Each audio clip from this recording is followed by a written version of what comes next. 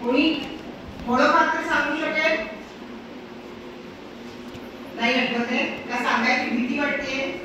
एक सांगू, बिनधास्त चुकावं माणसाने, बिनधास्त.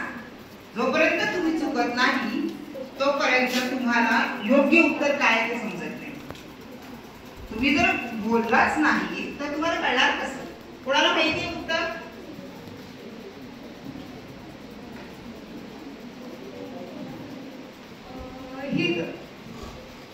पहिले म्हणजे एक वेळ दुर्योधन असतो, तो माया पूर्ण नवीन हे केलेलं असतं आणि तिथं त्यावेळेला त्याला असं वाटतं की इथं पाणी आहे आणि पाणी नाही आहे आणि तो पाण्यामध्ये पडतोय आणि ही द्रौपदी बघून हसते.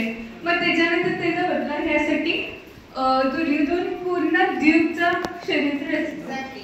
I wanted this